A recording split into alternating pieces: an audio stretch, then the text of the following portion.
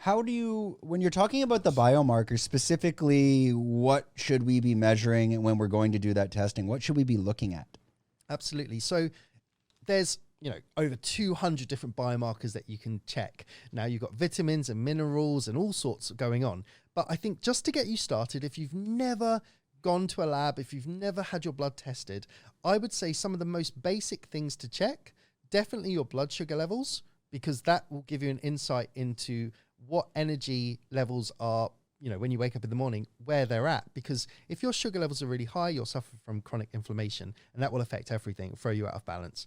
So that's the main one, the first one I would check. Then your lipid profile. Your lipid profile is basically your cholesterols and triglycerides. And this is incredibly important because it's your liver.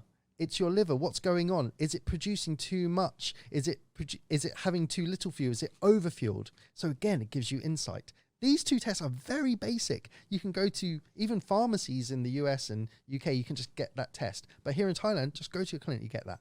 Clinic or, sorry, you have to go to a clinic. Clinic here, yeah. And are there people, or could you recommend clinics on the island or people that we could reach out to be able to get those tests and also then provide reading and insight to that? Yeah, exactly. So most blood places that check for STDs, clinics, sports therapy places like Thanyapura, they've got a clinic up in the north and they've got a clinic down in the south. Then you've got Naborn Lab, which I think has got 2 branches. On Soi Thaied, you've got loads of different clinics. They all basically provide this. In terms of the analysis, that will obviously depend on if they have a doctor or not.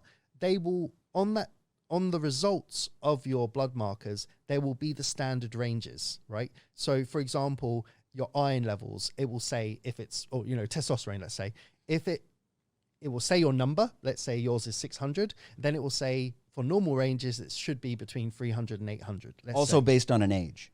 Exactly. The problem with the data and the kind of spectrum of what's acceptable is that this is often government country specific, and actually a lot of those levels aren't great. They're just normal.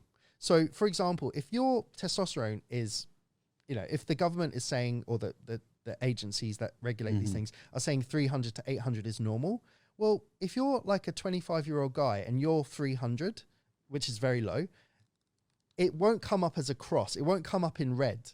It will just say, yeah, you're within normal ranges. But actually, from a health perspective, that's incredibly low. And it's incredibly concerning because if you're 25, in 5 years' time, it's going to be lower. In 10 years' time, it's going to be even lower. And then probably in your 30s and 40s, you're going to be clinically depressed if you don't action this. Where could we get like a matrix of the biomarkers of the real, not the global by country, but like maybe Dr. Phil's? Yes. Well, not the real doctor. This is what I teach all my clients, right? And are you providing them like some sort of like a real biomarker sheet? Hey, don't listen to any of that stuff. This is what I believe you should be following. Well, what we say is, look, we're not your doctors. So if you're undergoing treatment or any of this, then you have to listen to your doctor, number one. But number two, biomarkers are not, we're not prescribing you drugs. We're just saying this is where you're at. And those levels that we say are optimal levels. So when we work with a client, we show them the optimal levels. Now, I don't just give this information out. Why? Because it can be overwhelming. As I said, there's 200 different biomarkers. And if I told you, you need to be optimal in all of them, and let's say you're out on, definitely no one is optimal in all of them, but let's say you're out, on 50 of them, then you're going to be like, oh my God, I need to fix all of them. And actually, biomarkers work by, if you fix this, then that might fix that. So you need to understand. And a lot of people that are just like, I'm low in iron and just take an iron supplement. Okay, you're low in iron, but what's the reason you're low in iron? Is there a problem in your gut? Is the lining of your gut not absorbing? You're low in testosterone. Why are you low in testosterone? Is it because you're low in DHEA? Is it because you're overly stressed? So if that's the case, then you need to fix the cause of that and go upstream of the problem.